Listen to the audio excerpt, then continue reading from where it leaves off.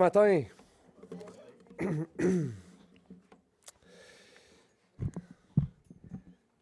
C'est ce matin qu'on termine la première épître de Pierre. Oh, je pensais qu'il y aurait eu « Yeah! » La neige vous a endormi. Je vais prendre un temps quand même pour vous remercier parce que j'ai calculé, si je ne me trompe pas, c'est 27, 28 ou autour de ça, prédication sur Pierre qu'on a déroulé depuis presque 3 ans. Et c'est quand même un privilège. Je réfléchissais à ça en préparant, puis je me suis dit, hey, je vais aller compter combien, tu sais. Puis là, c'est, tu sais, de participer à la vie de l'Église, puis vous m'honorez de pouvoir m'inviter, puis parce que je considère que c'est vraiment un honneur de pouvoir ouvrir la parole avec vous, puis de participer à la vie de l'Église et à l'édification de cette Église-là. Et je voulais vous remercier. Puis aujourd'hui, on va terminer la lettre de Pierre, la première lettre de Pierre, chapitre 5, versets 12 à 14. Prenons le temps de lire ce petit bout de texte, la bénédiction finale, cette conclusion de la première lettre de Pierre. C'est par le fidèle frère Sylvain que je vous écris ces quelques mots pour vous exhorter et pour témoigner que telle est la véritable grâce de Dieu à laquelle vous êtes attachés. L'élu qui est à Babylone vous salue, de même que mon fils Marc.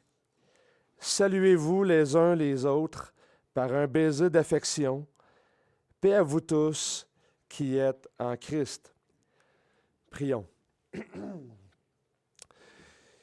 Seigneur, c'est bien par grâce que tu prends des pécheurs, tu les sauves par grâce, tu les régénères, tu les transformes et tu les envoies proclamer l'Évangile. Et sans toi, on ne peut rien. C'est certainement pas moi qui peux éclairer les cœurs. On est tous rachetés ici par le précieux sang de Christ. Mais tout comme moi et tout comme chacun d'entre nous, nous voulons être renouvelés dans notre intelligence, plus sages. Touche nos cœurs, Seigneur, ce matin. Touche le cœur de cette Église. Transforme, façonne, encourage, exhorte. S'il te plaît, Seigneur, nous avons besoin de Christ. Nous voulons Christ. En fait, c'est la plus grande bénédiction qu'on peut demander, Christ. Amen. Parfois, on lit des textes bibliques, puis, en tout cas, j'espère que vous lisez des textes bibliques, et on arrive à la conclusion, puis c'est comme, bon, OK, il va faire ses salutations, puis un tel vous salue, puis on dirait qu'il y a des listes de personnes, puis bon, ben OK, c'est beau, on passe au livre suivant. Un peu comme les introductions. Et moi, Paul, tu sais, puis là, on passe un peu rapidement. Et j'aimerais vous suggérer ce matin que ça vaut la peine de lire tranquillement cette conclusion. Notez ce que Pierre fait.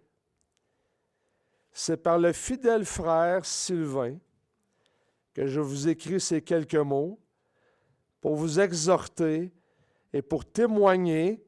Ici même, c'est l'idée de pointer. Je veux pointer que, notez, telle est la véritable grâce de Dieu à laquelle vous êtes attachés. Il y a une espèce de phrase qui conclut la lettre, qui vient en... Pierre, il y a cette espèce de capacité à rendre concis quelque chose qui vienne de prendre du temps à expliquer, puis il pointe, puis il dit, « Ma lettre est la véritable grâce de Dieu. » et de son autorité apostolique, il prend la peine d'écrire à une Église qui est persécutée, qui est en diaspora, qui est dispersée un petit peu partout, la persécution semble augmenter, et pour plusieurs assez rapidement, on en a parlé beaucoup, et à la fin, il prend la peine de dire « Hey, ceci est la véritable grâce de Dieu. » C'est intéressant, puis je réfléchissais à la transition avec la deuxième lettre de Pierre. Parce que dans la deuxième lettre de Pierre, il va revenir, et c'est comme si, dans la première lettre, il voulait exposer la grâce, il voulait exposer l'Évangile, il voulait mettre vraiment des fondements. Puis c'est comme si dans la deuxième lettre, il arrivait et il disait, bon, là, je veux vous écrire parce qu'il y a des personnes qui vous troublent là-dedans. Et là, il va prendre du temps pour parler des faux prophètes et de tout ça dans l'attente du Seigneur et de tout ce combat-là qu'on peut avoir parce que, OK, je vous ai parlé de la vraie grâce de Dieu, mais hey, dans l'épreuve, ça peut être pas si clair que ça.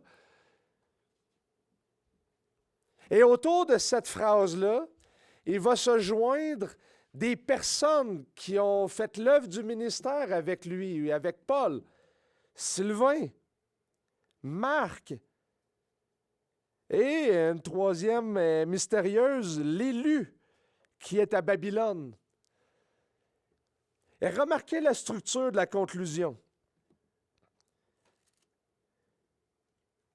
Je est parallèle au chapitre 1, verset 1. L'intro et la conclusion sont parallèles. Pierre, apôtre de Jésus-Christ, je vous écris ces choses. Aux élus, 1:1.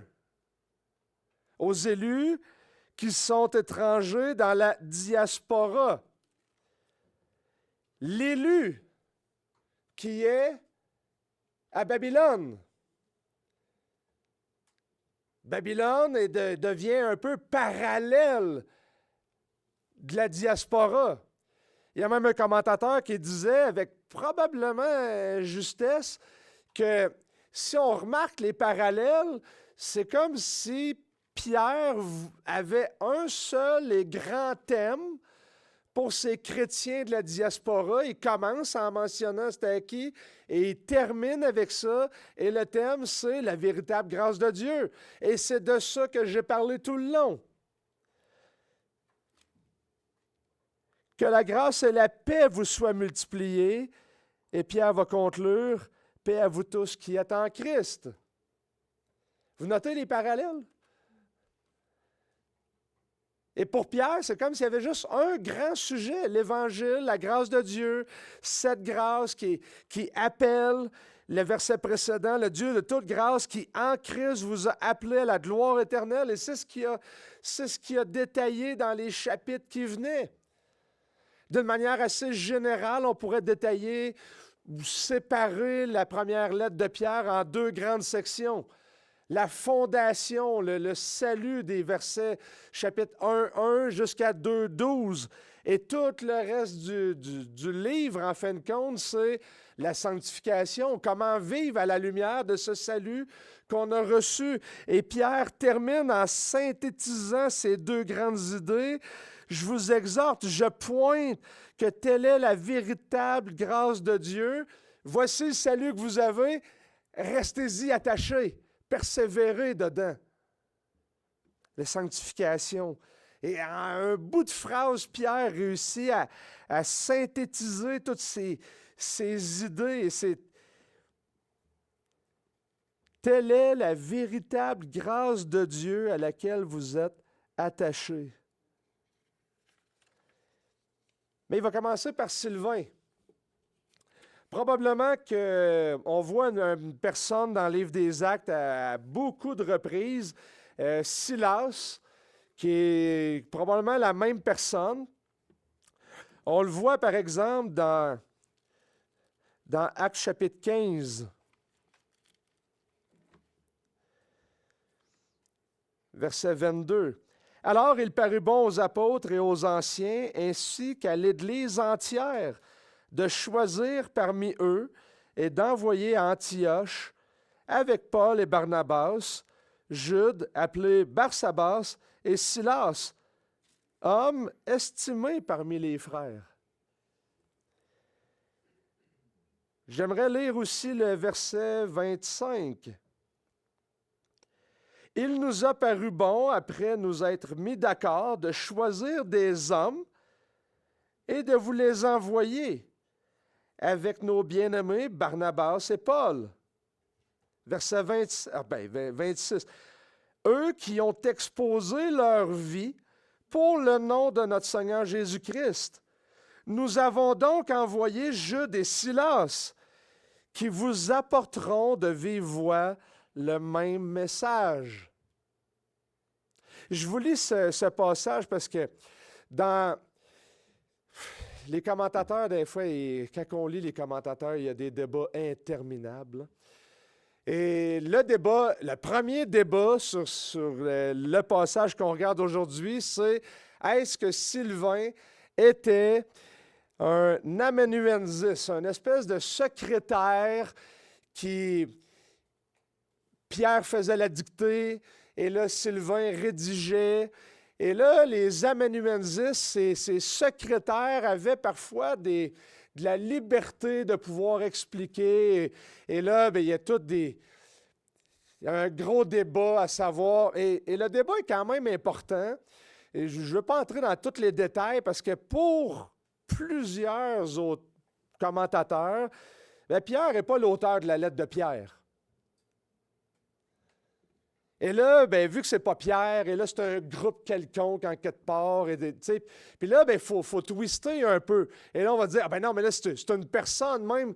Pour justifier ça, on va dire que Sylvain, il est figuratif et c'est pas la vraie personne. Et là, ils font des twists. Hey.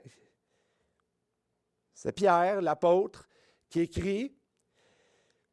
Mais la phrase ici, littéralement, dans l'original, beaucoup de commentateurs soulignent qu'il y a une autre phrase presque identique dans le Nouveau Testament, et je viens de vous la lire dans Actes 15, verset 25. Il nous a paru bon, après nous être mis d'accord, de choisir des hommes parmi vous et de vous les envoyer. Sylvain, ici, ne semble pas être un amanuensis, un secrétaire qui rédige, mais plutôt un envoyé qui va transmettre la lettre avec fidélité. D'ailleurs, c'est ce qu'on voit dans le livre des Actes. Il est choisi pour ça, à cause de son service fidèle, prêt à donner sa vie et jusqu'à transmettre le même message. Je peux vous donner un paquet de références si vous voulez. Au final, est-ce que Sylvain a rédigé quelque chose? Est-ce qu'il a mis sa griffe là-dessus? On sait que Pierre l'estime beaucoup. C'est par le fidèle frère Sylvain que je vous transmets ces quelques mots. Probablement qu'il était juste messager. Il a pris la lettre, il l'a envoyée. Il y a d'autres phrases plus claires quand on parle des amanuensis. Romains 16, 22. Je vous salue, moi, Tertius, qui ai écrit cette lettre dans le Seigneur. C'est assez clair. Il a eu la dictée, il l'a écrit, puis Paul, à la fin, il a signé. Mais même des fois, Paul va finir en disant « Je signe de ma main pour être certain que, regarde, je l'ai lu, puis ce qui est dedans, c'est moi qui l'a dit, là. » Et ici, Pierre a vraisemblablement écrit sa lettre, transmise par Sylvain. Sylvain le fidèle. C'est toute une lettre de recommandation que Pierre fait à Sylvain. Dans les églises, il y a toute une question, et si vous êtes un peu, ou si vous avez déjà été dans le ministère pastoral, et puis vous le voyez, même si vous ne l'êtes pas, bien, l'Église, là, c'est quelque chose qui est vivant. On l'espère, là. Bien, l'Église, c'est vivant. Fait qu'il y a du monde qui se promène, puis il y a du monde qui viennent, puis il y a du monde qui... et on ne sait pas d'où ce qu'ils viennent, puis ils s'assoient avec nous autres, puis il y a du monde qui... Le rôle d'un pasteur, d'un ancien, d'un évêque, c'est de surveiller le troupeau. Mais c'est qui ça? On les accueille, c'est pas juste pour le fun. T'es qui? Tu viens d'où? Tu fais quoi? C'est quoi tu crois? Es-tu vraiment en communion avec nous autres? Quelle doctrine que tu as? Puis des fois, c'est subtil, puis il faut questionner, puis on veut bien les intégrer. Mais il y a un gros, gros problème dans l'Église contemporaine, c'est qu'on a quand même beaucoup de dénominations. Et entre les dénominations, ça ne se parle pas, ou souvent pas. Fait que ce qui se produit d'une église à l'autre, souvent, puis on le voit nous autres en Mauricie dans nos églises, c'est que tu as des mouvements un peu plus charismatiques qui ne font pas le suivi des personnes. De telle sorte que, malheureusement, si une personne est en discipline d'un côté, à la place de se repentir, ben, je vais refaire ma vie ailleurs, il va à l'autre église, puis ils ne poseront pas de questions, puis ils vont être accueillis, puis ils vont être... Et ça l'amène à une série de problèmes entre les églises. Et là, ben, quand il y a du monde qui vient dans nos églises, puis on dit, ben, d'où tu viens? Ben, pourquoi tu me poses la question? Ben, je veux savoir qui que t'es. Je peux-tu appeler ton pasteur? Je peux-tu appeler d'où ce que tu viens? Je peux-tu savoir t'es qui? Oh, ok, t'en peux, puis là, ça, ça rue. C'est pas biblique, ça. L'idée de recommandation. Mais je m'excuse, là, mais Pierre ici recommande quelqu'un. Regardez, prenez le fidèle Sylvain, il est prêt à mourir, puis j'ai tellement confiance qu'il va amener le message que j'y confie ma lettre, puis il va vous l'envoyer. Et cette idée de recommandation, tu sais, je pensais à ça, parce qu'il y a plusieurs sujets dans ce petit bout dans cette conclusion vraiment important. Oui, il y a la véritable grâce qui est là, l'idée de recommandation, l'amitié, la fidélité et la persévérance dans le ministère, le soutien à ceux qui sont dans le ministère. C'est comme tous des sujets qui sont primordiaux.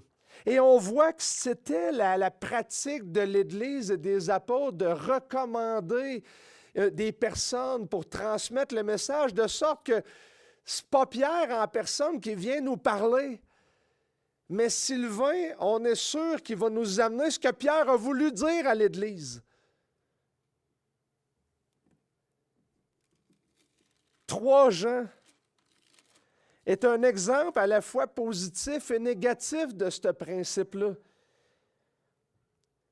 Nous devons donc accueillir, verset 8 de 3 Jean, de tels hommes, afin d'être ouvriers avec eux pour la vérité. Il y a des personnes qui viennent, qui sont recommandables et on doit travailler avec eux autres. Mais il y en a d'autres. J'ai écrit quelques mots à l'Église, mais Diotrephe, qui aime être le premier parmi eux, ne nous reçoit pas. C'est pourquoi, si je viens, je rappellerai les actes qu'il commet en répandant contre nous des paroles mauvaises. Non content de cela, lui-même ne reçoit pas les frères et ceux qui voudraient le faire, il les en empêche et les chasse de l'Église. Il y a des personnes recommandées, même par l'apôtre. Puis il y a quelqu'un dans l'Église qui se dresse contre ces personnes-là. Wow! Puis Jean, de son autorité apostolique, dit, là, vous allez parler à lui, là, parce que sinon, c'est moi qui vais y aller, puis de mon autorité apostolique, je vais le kicker out, là. C'est pas correct ce qu'il fait. C'est une pratique dans l'Église de recommander, puis de soutenir et d'accueillir les personnes qui sont fidèles dans le Seigneur. Bon, Pierre ici, c'est positif, mais ça va l'être moins parce que dans 2 Pierre, il y a des personnes qui viennent qui n'enseignent pas la saine doctrine. Fait que si un jour quelqu'un vous dit « Ouais, c'est pas biblique ça, de la recommandation, puis les lettres, puis ben, c'est pas vrai. C'est biblique. Imaginez. Moi, si j'avais un verset dans la Bible où ce qui dit, tu sais, Jean-Luc Lefebvre, je te donne un verset dans la Bible, là, tu sais, il me semble que le fidèle frère Jean-Luc Lefebvre, tu sais, ça... Non, mais c'est vrai. Tu sais, on réfléchit à ça, puis on se dit, ben, tu sais, je suis fidèle. Je suis fidèle dans le Seigneur, même si l'Église est persécutée, ou elle va l'être, ou elle peut l'être.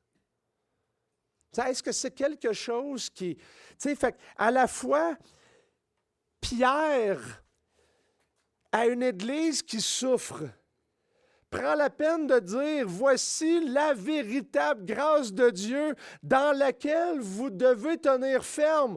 Voici un modèle, Sylvain.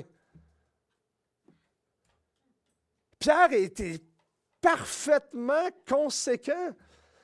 Il rappelle l'Évangile et dit, il faut que tu tiennes ferme, puis il donne des modèles. Ça se fait par du monde, par la grâce de Dieu. C'est quand même toute une conclusion. Mais notez que la conclusion n'est jamais hors du contexte. À une Église qui souffre, Pierre laisse des modèles. Il l'a fait au chapitre 5, nécessairement. Il y a des anciens dans l'Église. Moi, Pierre, ancien comme eux. Et puis voici les critères, puis comment que les jeunes hommes, les jeunes gens devraient agir dans l'Église et tout ça. Et à la fin, il finit en mentionnant, hey, vous le connaissez, là, il s'en va vers vous. Là. Lui, c'en est un qui est fidèle dans la souffrance. Hey, on lit le livre des Actes, là, vous connaissez son histoire. Il a donné sa vie, il était prêt à donner sa vie puis à mourir pour le Seigneur. Regardez, je donne ma lettre. Il est possible que sur le chemin, le Pierre qui écrivait à Rome, il donne sa lettre à Sylvain, puis s'il est arrêté, puis tout ça, il va peut-être mourir avec la lettre dans les mains. Là. Il est fidèle. Il va vous livrer le message.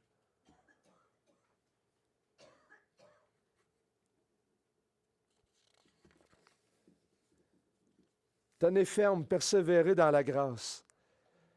Il y a un commentateur, Tom Schwerner, qui disait que notez l'équilibre entre l'indicatif et l'impératif.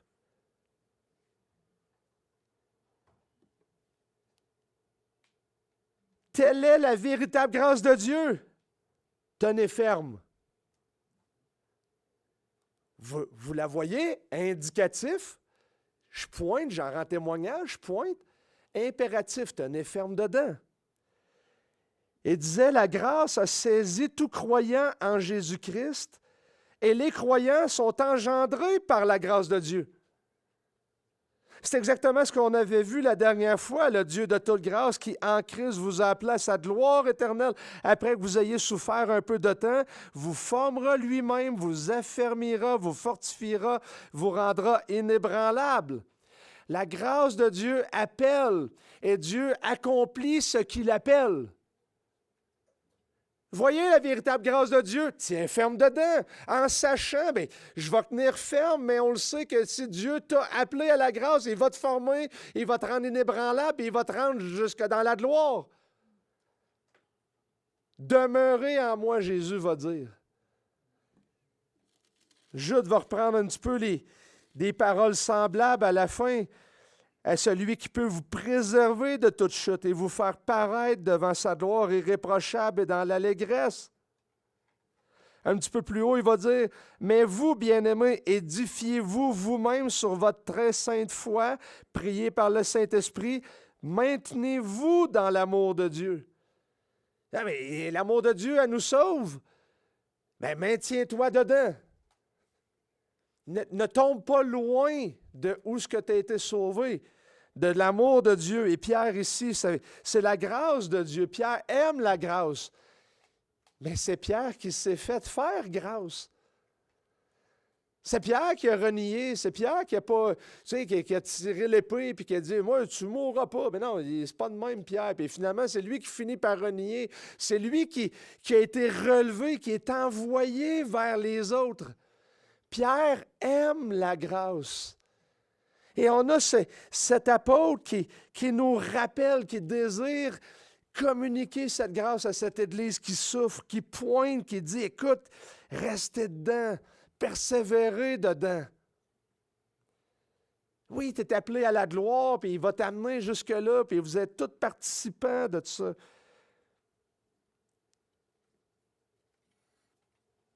Vous savez probablement qu'il y a plein de paquets de lois bizarres en ce moment au Québec puis au Canada, là, C8, C9, machin au fédéral, puis des lois sur la censure. J'en ai vu une autre hier, là, qui est un autre projet de loi du premier ministre canadien là, qui veut prendre les plus pauvres et défavorisés puis imposer l'identité numérique, puis des trucs comme ça là, qui commencent à se parler. Puis on commence à voir des chrétiens s'indigner.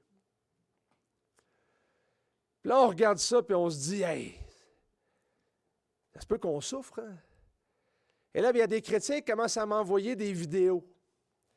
Hey, t'as-tu vu telle affaire? Puis là, le président de telle association, puis là, le groupe machin qui va représenter, puis tout ça. Qu'est-ce que tu en penses? Qu'est-ce qu'on devrait faire? Puis là, on a peur que l'Église du Québec, déjà faible et en dehors, et à bien des égards de la sphère publique, s'affaiblisse encore plus.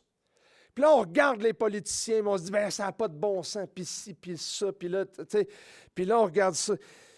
Quelques semaines, j'étais dans une conférence jeunesse, je donnais une conférence, puis une jeune adolescente, je ne me souviens plus comment c'est arrivé à ça, la question, la discussion dans la période questions-réponses. Puis, elle a soulevé la question, la jeune adolescente, que l'Église est déjà faible. Et dans un contexte d'Église déjà faible, que toutes ces politiques-là vont nous rendre encore plus faibles. Puis, ma réponse, j'ai dit, tu sais, on craint que l'Église s'affaiblisse. Mais ce n'est pas à cause des politiciens. Les politiciens n'ont pas rapport là-dedans. Voulez-vous, je vais vous le dire, moi, s'ils nous interdisent de prêcher l'Évangile, voulez-vous, je vais vous dire ce qu'on va faire? On va prêcher l'Évangile. Le problème d'une Église faible, ce n'est pas la politique. Puis j'ai dit à la jeune fille, le problème, c'est souvent que je rencontre de plus en plus de chrétiens qui ne connaissent pas leur doctrine. Il y a des églises que je vais prêcher que ça rouvre plus leur Bible, même plus le téléphone.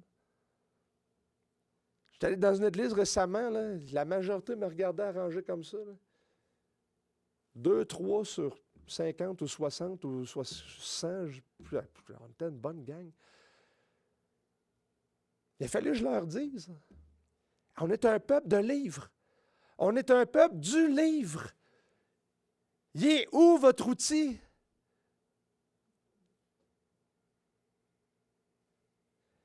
Puis, qu'est-ce que Pierre dirait à cette Église-là? Pierre, il ne fait pas des remontrances contre l'Empire romain qui rend faible. Qu'est-ce que Pierre donnerait comme conseil à l'Église qui souffre et qui voit des difficultés, des persécutions, puis ça l'augmente? Il résume en une phrase, « Voici la véritable grâce de Dieu. Ce que vous avez besoin, ce n'est pas grand-chose, c'est l'Évangile. » Alors, par où commencer? Par où commencer? Alors, on pourrait se dire, écoute, moi, je veux vraiment devenir un chrétien ferme, je vais commencer avec la doctrine du péché.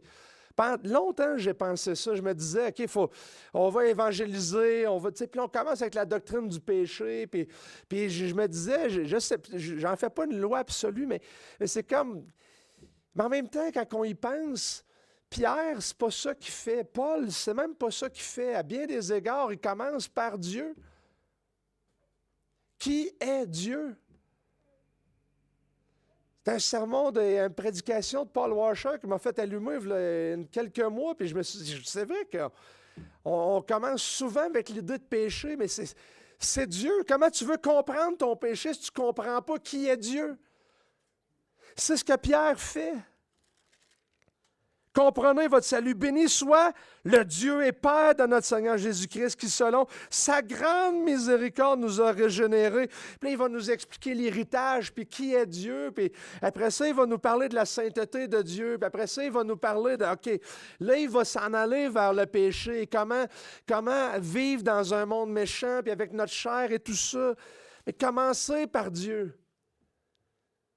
Puis je me rends compte depuis plusieurs semaines. Puis j'ai un peu une tristesse dans mon âme ces temps-ci. J'ai reçu j'ai reçu les cahiers des librairies chrétiennes. Puis je tourne ça, j'ai pogné ça, puis j'ai jeté ça.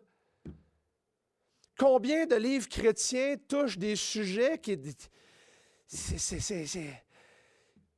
C'est futile, on tourne en rond, c'est du chewing-gum spirituel. Là. C'est comme, on peut-tu, à un moment donné, aller des profondeurs? C'est quand le dernier livre vraiment profond sur les attributs de Dieu qui a été publié?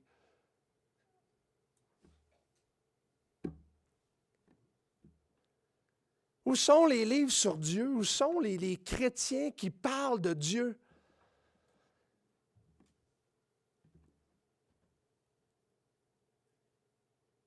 Lisez des vieux livres dans ce cas-là.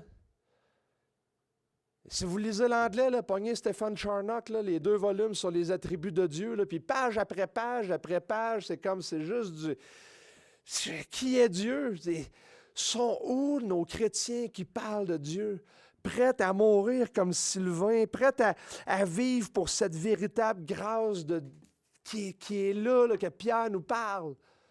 Commencez par Dieu, Deuxièmement, apprenez qu'est-ce que Christ a fait. Et là aussi la véritable grâce. Plongez dans ce que Christ a fait. C'est ça les conseils que Pierre donne. C'est ce qu'il dirait à l'Église qui est peut-être sur le point d'être persécutée. Avez-vous de la peur de perdre votre réputation? Je vous ai raconté, je pense, la dernière fois qu'il y a des élèves qui ont commencé à dire que j'étais chrétien. J'ai eu 2 semaines pas faciles dernièrement. Puis j'étais vraiment fâché pour plusieurs raisons, là. Puis finalement, il y a quelqu'un qui m'est arrivé, puis il semblait-il qu'il y a eu des faux témoignages à mon égard, puis des affaires qu'il y a quelqu'un qui est un psychoéducateur dans l'école qui s'occupe de la vie étudiante, est allé voir, voyons, je vais aller voir c'est qui Jean-Luc. Tu sais, puis finalement, il a su que j'étais chrétien, mais il retournait voir les élèves, puis il dit là, tu sais, le gars, il est chrétien, ça serait très, très surprenant qu'il ait fait ça, puis ça que vous dites. Tu sais. Puis là, j'ai pris un pas de recul. Ben, c'est drôle.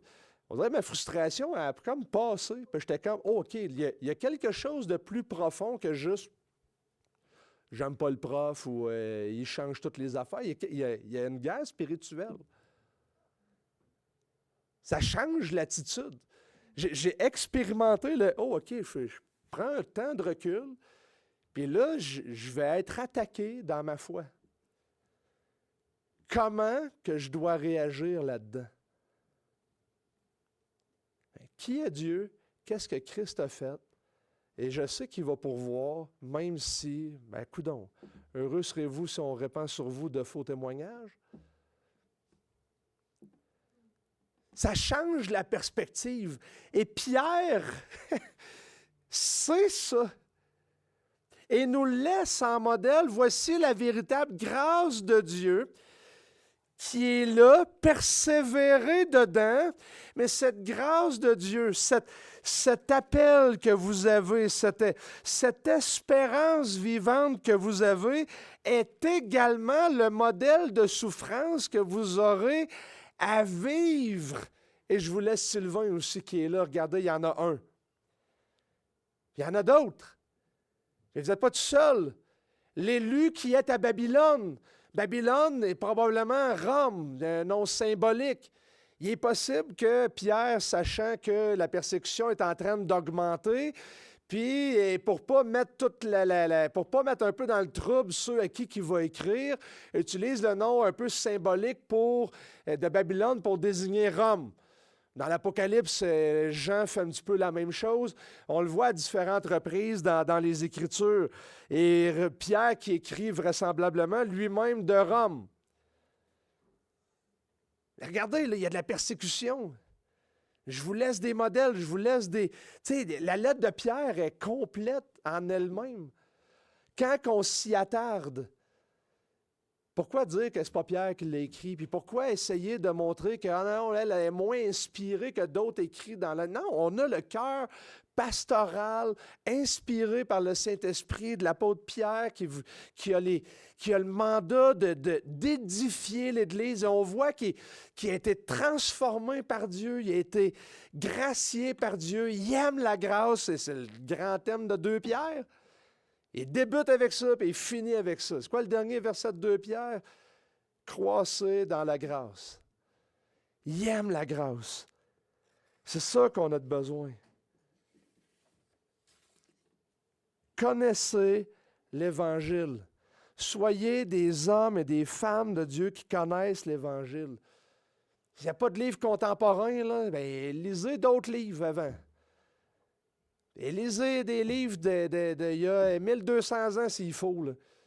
Mais trouvez de la bonne littérature, apprenez qui est Dieu. On devrait sortir de l'Église puis de courir dans nos bureaux puis de dire « Je veux apprendre c'est qui Dieu ». Et je vous dis ça puis je me parle à moi-même. Là. Connaissez les Écritures. Si la persécution vient, là, puis qu'on dit du mal sur vous, là, puis qu'on vous recevez 2-3 coups sur la mâchoire, peut-être, là, je ne sais pas, bien, ça va être des versets bibliques qui vont couler. Emprunt de l'amour de Christ pour ceux-là, que vous allez peut-être être capable de les regarder par la grâce de Dieu et de dire « Pardonne-leur ». Ils ne savent pas ce qu'ils font. 1 Pierre chapitre 4. Christ nous a précédés dans la souffrance et il est notre modèle. Ça l'amène des réflexions, ça l'amène de ralentir un peu nos pensées puis de dire, OK, si la persécution arrive de diverses manières, comment je vais réagir? Je réagis-tu comme le Seigneur réagirait?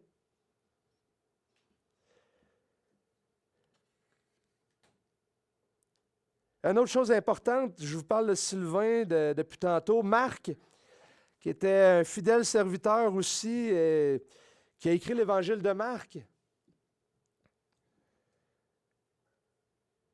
Ouais, vous glissez un mot sur l'amitié. C'est quand même intéressant que j'ai toujours dit que des fois la vraie, bien toujours, souvent dit que dans la persécution, les épreuves, souvent on se rend compte que notre vraie famille, c'est l'Église. On dirait que c'est eux autres qui sont plus proches, même des fois que nos familles immédiates. Et mes frères qui ne sont pas chrétiens, même si je leur dis que je suis persécuté pour ma foi, c'est comme il y a une espèce de distance qui... Tu ne peux pas... arrête de dire ce que tu dis, puis ça va arrêter. C'est comme... Tu sais, il n'y a pas... Mais des frères et sœurs chrétiens, mais je pense qu'il y a quelque chose de plus profond que ça aussi. Il y a l'amitié. Je pourrais vous donner des exemples, mais quand la persécution arrive, prenez la fabuleuse histoire de John Bunyan, le voyage du pèlerin, que sûrement beaucoup de monde connaissent.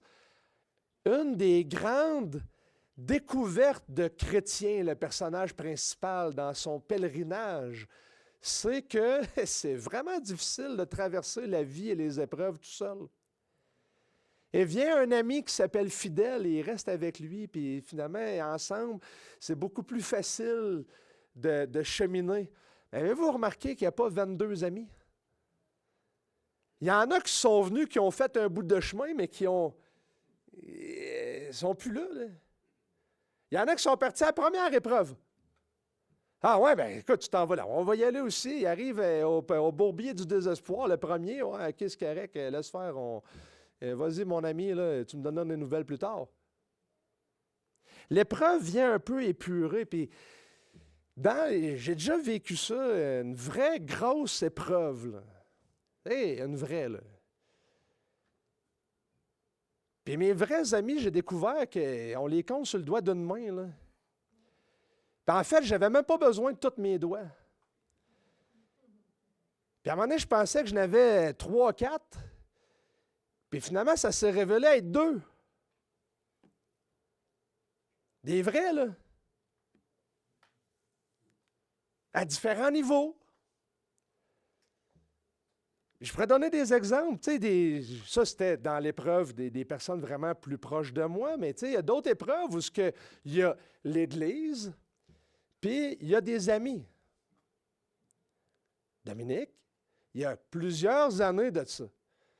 Je peux bien faire des jokes avec Dominique et tout ça, mais il est arrivé une situation dans une église où une personne avait dit des choses que je ne croyais pas. Puis ça avait tout monté en épingle et tout ça. Puis Dominique, de tout le monde, il y en a qui se doutaient, mais il y en a juste un qui s'est levé pour dire « Attends un petit peu, je vais appeler Jean-Luc, c'est tout ça que tu penses? 2, je vais aller voir l'autre personne, puis je vais lui dire « Attends un peu, là, mon ami, c'est pas ça qu'il pense. » Puis j'ai parlé avec, puis là, tu as fait quelque chose qui n'était pas correct. Pourtant, il y avait 200 personnes, 100 personnes, je ne sais pas combien qu'il y avait de monde, mais il y en a un qui s'est levé. Les amitiés, c'est rare, les vrais. Il y a un commentateur, David Wood, dans un article, qui disait « Sans amis, la solitude développe facilement l'isolation et renforce l'aliénation, l'idée d'être étranger. L'amitié prévient la solitude de devenir isolation. »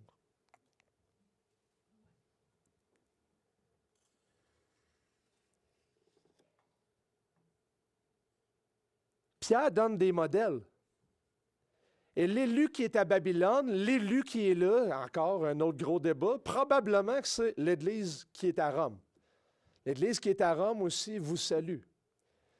Vous n'êtes pas seul. Il y a l'Église, il y a Sylvain puis Marc. Tu sais, pas que chacun n'est pas important, tout le monde est important, mais pour chacun, vous avez probablement des amis très proches. Tu sais, l'espèce d'amis que... Moi, j'en ai un qui est plus proche que tous les autres. Will Pugh, je vais le nommer s'il m'écoute. C'est un hommage à mon ami. Mais c'est le genre de gars que je l'appelle un soir quand que tout s'effondre. Puis qu'il y avait des meetings, puis on a vécu des crises d'église ensemble, on a vécu un paquet de choses ensemble. Je l'appelle, c'est mon bras droit, c'est mon modérateur. Puis tu l'appelles, puis « Hey Will, qu'est-ce que tu fais? Ah, tel rendez-vous, puis tout ça. Ça va pas, Jean-Luc? » Ouais, ben, et là, je m'effondre soudainement en larmes comme je n'ai jamais pleuré de toute ma vie. Il dit, c'est beau, Jean-Luc, je m'en viens. Il a tout lâché, puis il est venu. Je n'aurais pas appelé les 120 personnes de mon église. J'ai appelé lui. Mais ce n'est pas l'ami de tout le monde et en privé, puis tout ça. Et c'est le genre de gars que, quand son père est décédé, dans le coin de Toronto, ben, je suis débarqué en cachette pour lui souhaiter mes sympathies à Toronto. Fait que quand il s'est levé à 6h30 le matin, je l'attendais dans le stationnement. Il a fait tout un saut. Il a réalisé, à ce moment-là, on avait rediscuté un petit peu, il avait réalisé, hey, c'est un ami qui fait ça. D'être là, puis il m'avait dit d'être là au moment où tu ne n'attends pas, à la place la plus improbable, puis tu vois ton ami qui vient juste te supporter. L'amitié chrétienne est fondamentale. Il y en a des particuliers. J'ai mon Will, j'ai mon Guy Leblond qui n'est pas là aujourd'hui, qui vous salue d'ailleurs, j'avais demandé de venir aujourd'hui. Ouais, je viens de vous les nommer, là. J'en ai quelques autres, évidemment, mais vraiment mes confidents. Et voulez-vous, je vais dire que c'est ce qui est encore plus... Pierre va encore plus loin que ça. Saluez-vous les uns les autres par un baiser d'affection. Pas par un saint baiser, mais par un baiser d'affection.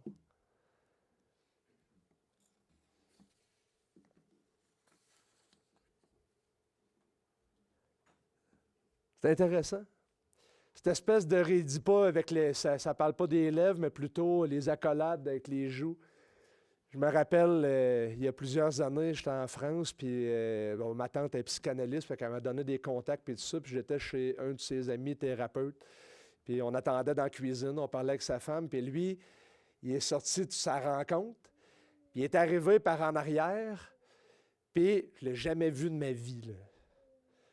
Puis je ne suis pas quelqu'un qui est très câlineux, surtout pas avec d'autres hommes. Avec les baisers, ses joues et tout ça, c'est un défaut de fabrication que j'ai, là. Fait qu'il arrive en arrière, il me pogne. Salut! Puis là, puis ça, t'es deux, puis je pense que c'était trois, puis j'étais. Puis. Ça a apparu, ça a fait. Mais j'ai réfléchi après. C'est pas sexuel, c'est pas. Il y a quelque chose d'affection.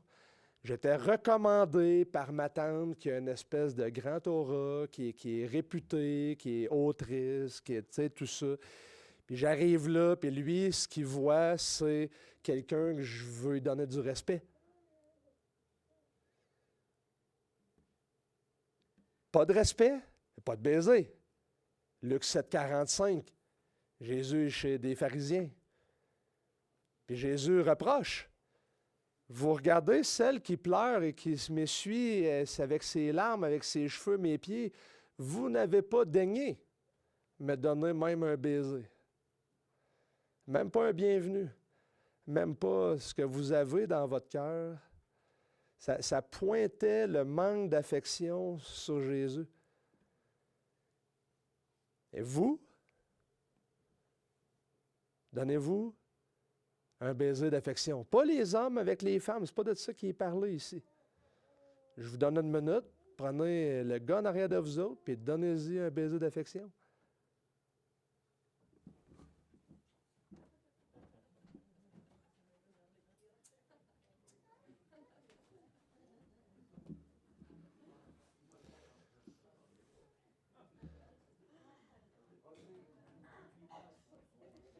Et quelle application qu'on peut faire de ça si on n'est pas capable de le faire?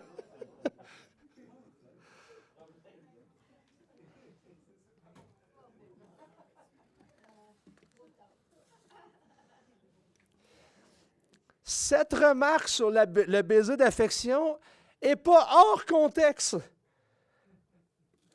1,22. Après avoir purifié vos âmes dans l'obéissance à la vérité, en vue d'un amour fraternel sincère, aimez-vous les uns les autres ardemment et de tout cœur. 2,17. Honorez tout le monde. Aimez vos frères, craignez Dieu, honorez le roi. 3,8. Enfin, ayez tous la même pensée, les mêmes sentiments. Soyez remplis d'amour fraternel, de compassion et d'humilité. Saluez-vous les uns les autres par un baiser fraternel. Marque d'affection. Joel Green disait que le baiser d'amour ou d'affection possède des traits qui façonnent le monde du chrétien. Ce geste créait un sentiment d'identité et orientait l'attention vers la vie commune des croyants. Il n'y a personne qui m'a fait un câlin là, à mon travail, là. La marque des chrétiens dans une église qui souffre, c'est le monde vous persécute. Vous subissez des outrages. Voici la vraie communauté qui aime. On va grandir ensemble, on va persévérer ensemble, on va souffrir ensemble, on va aller dans la gloire ensemble. Puis entre les deux, aimez-vous les uns les autres. Ils souffraient des persécutions et l'hostilité. Maintenant, ils s'embrassent pour souligner leur appartenance à une communauté d'affection. La conclusion de Pierre est solide. On a vu tout au long de cette lettre que Pierre exhorte et déclasse la véritable grâce de Dieu. Il aime la grâce, la vraie grâce, celle qui t'amène à persévérer, à obéir, à aimer, à souffrir, même si on n'a pas les accolades des hommes, et à aimer et à pardonner. 1 Pierre 4, 7 et 8, à exercer l'hospitalité, à pardonner un grand nombre de fautes. De la même manière qu'on a été pardonné. On est né de nouveau pour une espérance vivante. Et il y a un commentateur qui disait « Quoi de mieux que de finir la lettre de Pierre par ce témoignage? » Et je vous donne le témoignage de Susanna Wesley, la mère de John et de Charles Wesley et de 17 autres. Elle est décédée le 23 juillet 1742 à l'âge de 73 ans. Son père faisait partie des ministres anglais qui ont été expulsés, rejetés en 1662 par l'acte de conformité il fallait donner allégeance au roi et à la reine. Puis eux autres, ils ont dit non, on a juste une allégeance, puis ils ont été rejetés pour ça. Bref, elle connaissait c'était quoi la souffrance. Elle a probablement 2-3 choses à dire sur le sujet. Et sur son épitaphe, sur sa pierre tombale, il est écrit quelque chose qui cadre très bien avec la lettre de Pierre. Dans l'espérance sûre et certaine de ressusciter et de réclamer sa demeure dans les cieux, ici, une chrétienne a déposé sa chair, échangeant la croix pour la couronne. Et je termine avec les derniers mots de Pierre. Paix à vous tous qui êtes en Christ. Prions. Seigneur Dieu, merci pour ta parole. Ce texte pourrait être une simple conclusion, mais elle parle à mon cœur, elle parle à nos cœurs. Nous voulons des vrais amis comme Sylvain, Marc. Nous voulons une Église qui souffre comme l'élu qui est à Babylone et qui persévère dans l'affection. Et si le monde s'écroule, si le Canada, le Québec s'écroule, qu'on ne perde pas notre affection les uns pour les autres. Garde-nous dans ton amour, dans ta paix. Amen.